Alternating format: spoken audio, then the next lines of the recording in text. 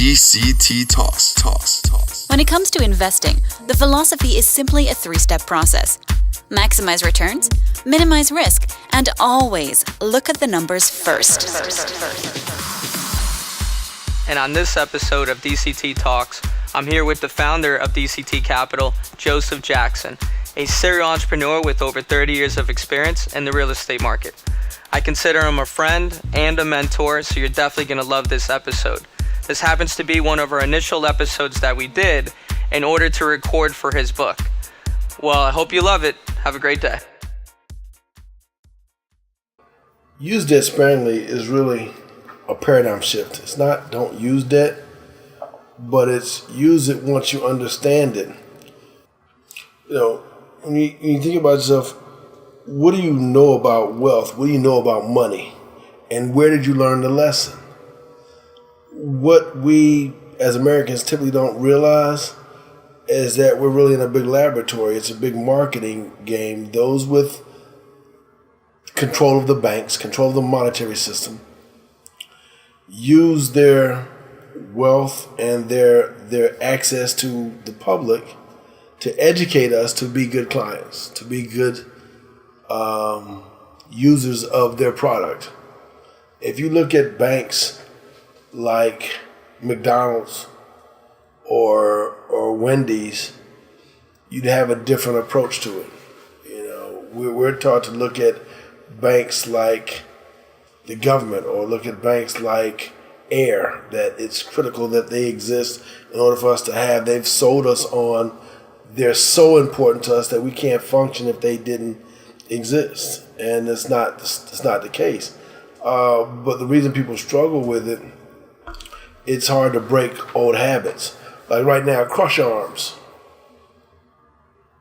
I'm asking you. Cross my arms. Crush I arms. think it's like crush. No, crush arms. Okay. Okay, so right now you have your right arm over top of your left arm. Now do it the other way.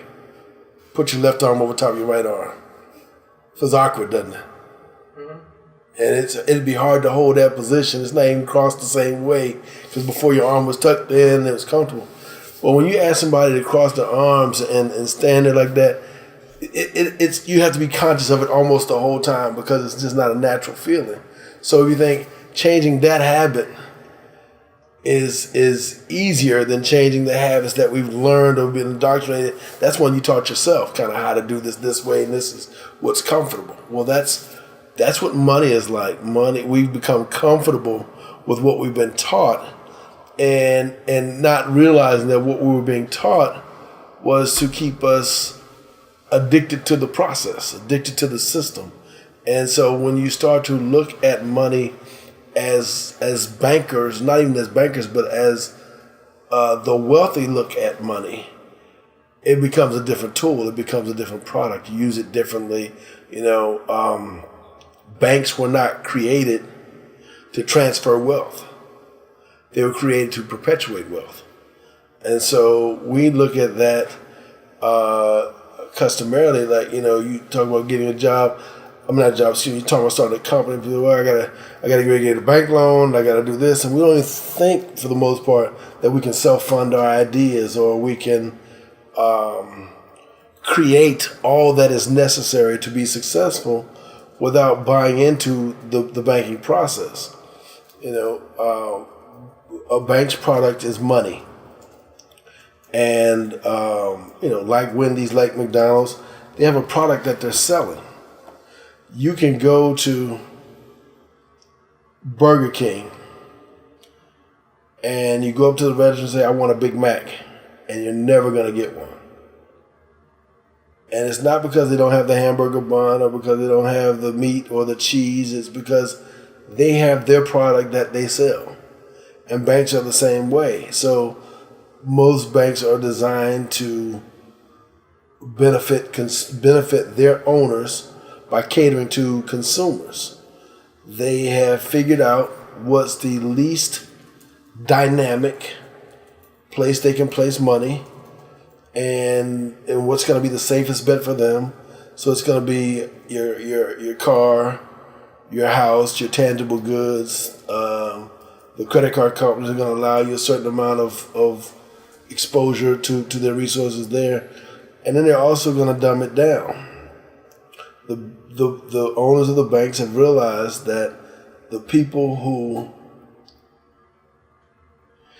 if they had to hire a banker that had the skill set to truly underwrite a loan, that's a more costly employee than somebody who can simply say, are all the boxes checked? Let me email this up to corporate, and they'll run it through a matrix or an algorithm and tell us whether we can make this loan or not. They're not having to make the individual decisions based on the merit of your individual proposal.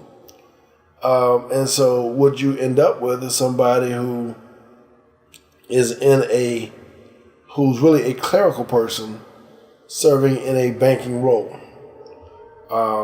And so this whole component really is not to destroy banks. I'm not anti-bank or anything, but I am anti-thought.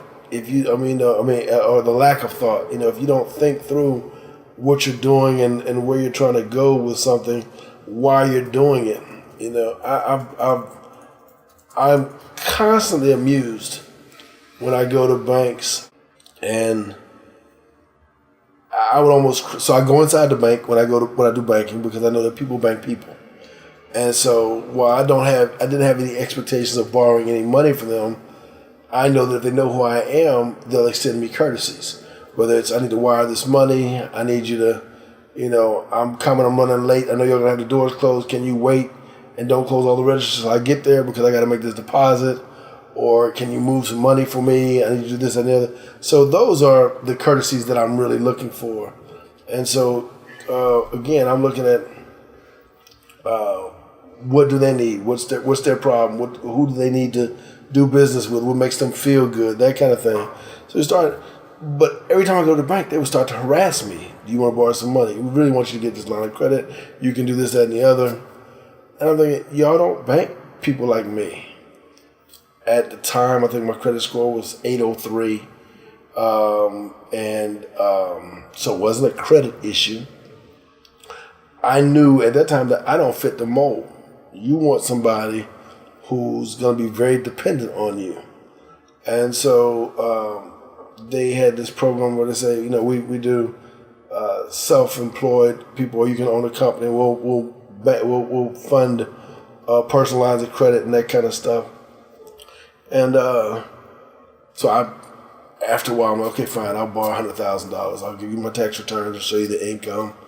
So I look at my tax returns, and I don't know if it was depreciation or some other paper loss that was created. So it may say, okay, you make X amount of money, you have a depreciation, and he couldn't get his arms around it. He couldn't understand that wasn't real money. The fact that you've got $300,000 in income and you have this $150,000 worth of depreciation you can take, because that's what the tax laws say you can take because you bought this property, and then you've got X amount of bills and notes, doesn't push your ratio up because it's not a real bill that you pay. It's just, it reduces your taxable amount, And so, I realized, I knew when I went in there, they weren't going to be able to do it because they're not going to be able to get their head around, my tax returns are not going to look like everybody else's. I have 17 companies. So you're not going to be able to understand how these 17 companies work together to figure out what we're going to do and how we're going to do it. So so it could have been. Oh no! So they run your quick score and stuff and say, okay, we'll approve your loan. But then, okay, when you go to prove this stuff up, is where they start to have issues. And everything I told them was true. It's just that they couldn't, So I'm talking to the banker, and I typically want to go interview the bankers before I start doing business with them to see what their philosophy is. What do you like to loan money on? What do you want to do? So I took my package in there, and he's like, okay, well, you're bigger than the people we typically bank. So we want to bring our, I don't know what they said, not commercial banking, but it's some glorified personal banking team in, and we're going to bank you this way. So we sit down at the conference table, and I know this is going nowhere. I'm like, okay, I got an hour to kill, so I'm just going to humor them, right? So I'm telling them my story, telling them what I do, and I tell them about the nonprofit, and one of them literally is crying, right? And I'm laughing to myself, okay, we haven't gotten to the thick of it yet. So they're saying, well, what do you want to borrow money for? I don't really want to borrow any money yet. I'm just, you asked me to meet with these people on your team, and y'all could help, and you like the fact that I'm in development, and I have this nonprofit, so I'm here humoring you. And so we go through this process. So we talk about my finances, talk about the property that I have. And so the first thing they say was, okay, you have a house and it's $1 million, and we can get you a home equity line of credit. I'm thinking, why would I want a home equity line of credit? My house is free and clear. Why would I want to borrow some money against where I live? So no, I'm not going to do that. So then they're telling me about all these products that they have and what they do. And at the end of the day, they want to come out and look at what I do and see the projects, and we do the dog and pony tour. And so at the end of the day, they come back and say, well, if you move $1 million over here to our bank, we can loan you $500,000 on your signature. I said, well, if I moved $1 million and you secured it, it's really not on my signature. If I got yeah, but we can invest the $1 million for you and help you grow it, and then we could, and then you'd have this line of credit. I'm thinking to myself, you want me to move my money, then you're gonna charge me to manage my money, and then you're gonna make me a loan for half of what I've already given you. Why wouldn't I just use my own money and make it go, do what I want to do myself? And it's because they're accustomed to people not really thinking through, or thinking that they're bringing you some high value commodity, and they're not. And it's my Edward Jones agent. So I keep some money at Edward Jones because I always wanted to. That was my barometer. I said, okay, if I have as much money over here as my sister who works for the IRS has in her retirement account, then at least, again, I'm not going to retire broke. I'm at least going to retire equivalent to a government worker who's doing X, Y, Z, right? And so they'll start calling every once in a while. We want to get a meeting. We want to meet with you and want to talk to you about structure and strategy and how you can do this, that, and the other. And, they tell me, we got this exciting return. Right now it's pretty aggressive. We're 2 times what everybody else is, so we're paying 2.1%. What am I going to do with that? Why would I do that? I can make 70, 80% on my money managing it myself. Why would I give it to you to manage and your risk? And so I'd ask him, so what's your net worth? And if you, who have access to all this information, tools and technology, haven't created the wealth for yourself, why would I believe you're going to create that wealth for me?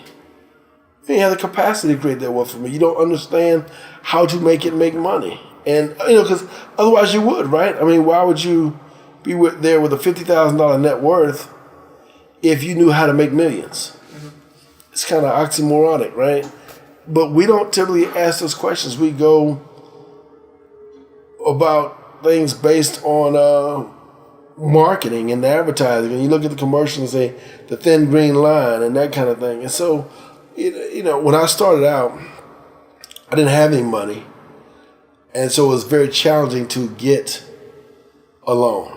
I think the first property I bought was $10,000, and I got a loan, and I think that loan was probably $9,000 or something like that. My hand's shaking at the closing table because I'm borrowing $9,000, right? And then the next 3 or 4 properties I bought, I had to create some owner financing and do some things kind of strategically. In retrospect, what I realized was the fact that I couldn't borrow money forced me to be creative and look at what I had in my control and how could I create a model that allowed me to function in that arena without the benefit of a bank. And so I did that for a while, and I got a little bigger, started feeling myself a little more, and I had the credit ability, and I borrowed some money from the bank, and I had some credit cards, and started leveraging properties. Then I started pulling equity out of the properties that I'd borrowed, and I got a bunch of debt. And I realized one day that I was, at that time, I was probably 30 years old. I had a property cash flow of probably $25,000 or $30,000 a month, which was pretty significant for a 30-year-old, But I had, if I pegged it at $30,000, I had probably $25,000 worth of payments to make. So I was only netting $5,000, but it felt good. You tell me, yeah, I do about $30,000 a month. That sounds really important, like I'm crushing it. Mm-hmm. And then I got 13 vacancies at one time, 1 month. And man, you talking about stress. And it was, man, how do you keep the notes going? And now, because I didn't buy right to start with, I didn't really have enough money. And we'll go back to that in a second too about the banks. I didn't have enough money to actually fix the property. All I could do was acquire the properties. So when I lost the tenants, now not only did I not have the income and I still had the notes, but I got all this deferred maintenance that I have to cure before I can get the next tenant in the unit. So I've got to spend thousands of dollars per unit because they were raggedy properties to start with. And I didn't have that. So, it was a nightmare. And it was probably a 3-year window trying to recover from that. Of course, my credit took a hit and you got late pays and slow pays and all that kind of stuff going on. And I had a couple of credit cards that went bad, and it took me years to fix and recover from that. So I eventually, paid everybody, including the bad credit card debt and that kind of stuff. But I realized in that process how much stress it was just to handle the money. So you got to ask yourself, if you borrow a lot of money, if you leverage up, is what you're leveraging up to giving you a cash flow significant enough to be worth all the stress that's going to cause? Are you really advancing the ball, or are you just kind of in motion and you're busy as all get out? The stress level of having to perform and knowing you have that weight over your head, it's a motivator, but it's the wrong kind of motivator. At least it was for me, in terms of, I did it, but I didn't. My business didn't really progress during that period. So eventually I started selling some assets, restructured how I was functioning, paid off some stuff. And it took me years because of that debt to pay that stuff down and get it back under control. And so then, I had a real estate portfolio, and the bulk of it was paid off. And people come back and say, you ought to leverage this up. You ought to borrow some money. Why would you sit there with all that cash and it's not doing anything for you in that house? And my answer is, one, the real cash that it spends off is enough to sustain my lifestyle and how I want to live or how I choose to live. And is that really what you're trying to get to? If you're just borrowing money for this just because you can, it's not a means to an end. It doesn't get you anywhere. It's kind of like, if you go to a restaurant to eat, you want to eat till you're full. You don't want to eat till the restaurant's empty. You can't. And so that's kind of like borrowing money. If you don't have anywhere to put it that it's going to grow, money will be, access to easy money can be the noose that you hang yourself with if you're not careful. So, so I have a healthy respect for leverage and using it as a tool. A friend of mine told me when he was young, said he wanted to owe $1 million. He felt if he owed $1 million and paid it off, he'd be a millionaire. He'd have whatever asset or tool it was. And so that's kind of how he went about it. And some people do. For me, I think you have to have a game plan that's big enough to satisfy whatever you're going to borrow. And then if that tool is there and you have the means to borrow enough to get you where you need to be. Most banks, or most businesses fail you're going to open a restaurant, you need $300,000 to open the restaurant, and you've got 150, 175. It gets you close enough to probably get in business, but not enough to be successful at it, and so you fail. And that's a story that I've seen repeated a number of times because people don't have access to enough capital, or they're too reliant on their bank as if their bank is a partner of theirs, and they're not. They're only in it for the money. They're not your business partner. And when things shift, they will dry up. I had a credit line, $200,000 credit line at a bank, and everything was great, and they loaned me money, and things were good. I ran into a hiccup. Things, cash flow got tight. Projects went longer than I expected, and the banks reduced the amount of line they would allow me to work with. Now you would think that's oxymoronic. If I've been performing all this time, and now I have a hiccup and I need flexibility, you would reduce or restrict the amount of money that I have. I did that with American Express. I was, because I'm building houses, we're buying probably $100,000 worth of stuff every 2 weeks on American Express, and I'm paying it off. And they say the more you charge, the more they'll let you charge.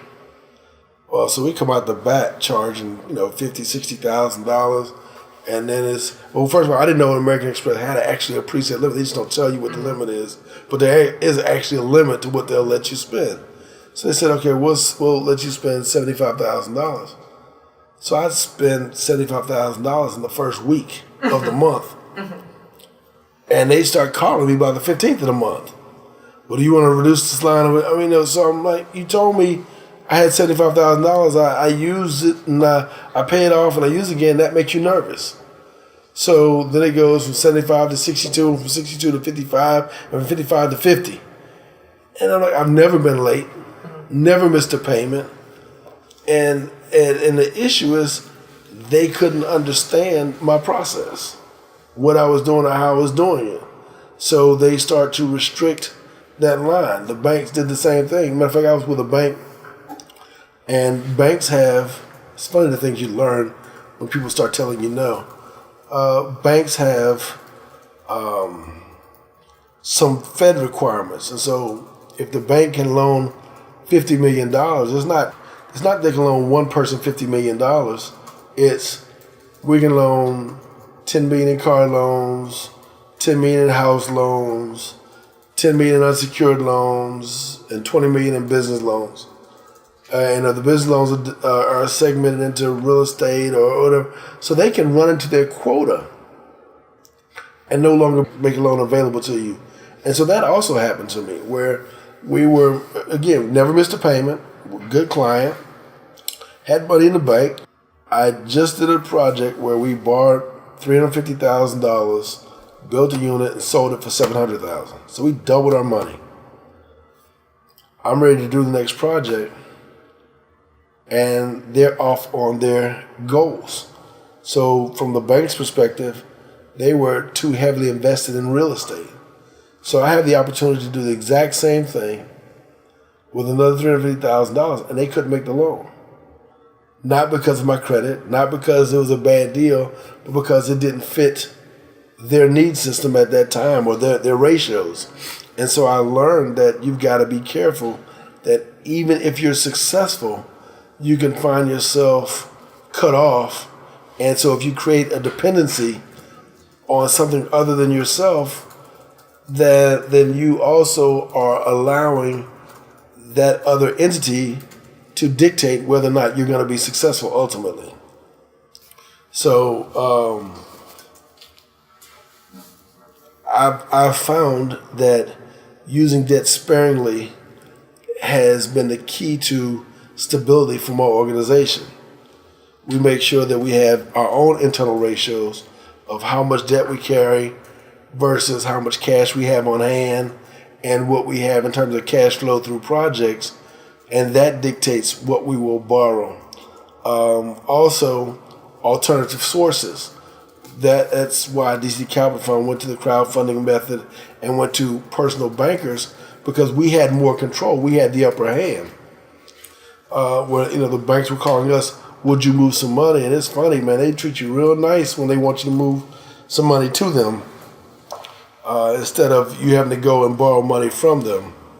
Debt as a tool to get you where you're going. If you have a game plan, you have multiple ways to pay it back, can be good. If not, then you want to make sure that you develop your processes on your own dime. Make sure you understand the mechanics of what you want and what you're trying to do and how it works, because your money's you're gonna be much more guarded about how you spend your money. It's typically more real to you. You're gonna be less susceptible to just throwing things at chance.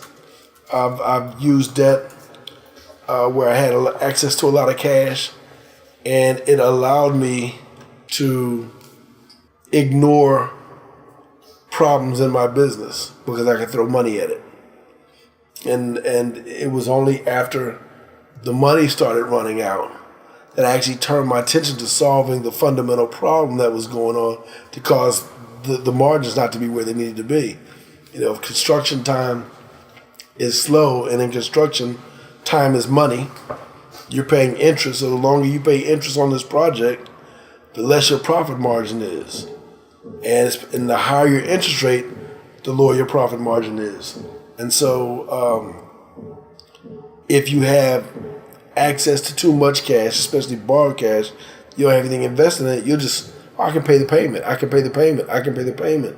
And you're not calculating what the actual return on this project is. You're still using the same, I bought it for 100 and I'm selling it for 150, but you're not factoring in that you spent $30,000 in interest on the project, and so your margin isn't 50, it's only 20. And then when you spend your overhead, if you're spending $10,000 a month in overhead and the project went for some extra months, you actually lost money on that project, even though the P&L for that specific asset would say differently. If you don't factor in the cost of funds, you can be misled, or you can mislead yourself based on those numbers. So now I try to use I use debt for things that are going to make lump sum cash, and I take that lump sum cash and buy, because of the short duration projects, a year or less, and I take the lump sum cash from those projects and buy fixed assets that will produce cash flow, and I pay them off in full. So I'm buying stuff free and clear cash with it, and so that cash flow is much better than actually having to have a lot of debt or having access to a lot of money that ultimately you have to pay back. Damn, Joe, that was I think that was my favorite one. No, I'm being serious. That was that hit really close to home, because you gave so many scenarios that happened to me. Because the construction world and the development space is just like the development space in online real estate, I guess you can call it, in regards to like development or projects and things of that sort. Yeah. So that was really good. I'm trying to see. So you hit a lot of key components there. Something that I really enjoyed was your anti-lack of thought. Right? So that was a good quote, saying that you're anti-lack of thought. A good example is when you mentioned that when you're at a restaurant, you eat till you're full. You don't eat the whole entire restaurant. Right. And that was a really good statement. And then the other that I appreciated was a bank or a bank or credit in general, they're not partners. They're only in it for the money. When things shift, they will dry up. Yeah, I don't think we need to go any further than that on that one, man. You really crushed it. You really crushed it on that. Now, I hope you enjoyed this episode with Joseph Jackson, the man behind DCT Capital.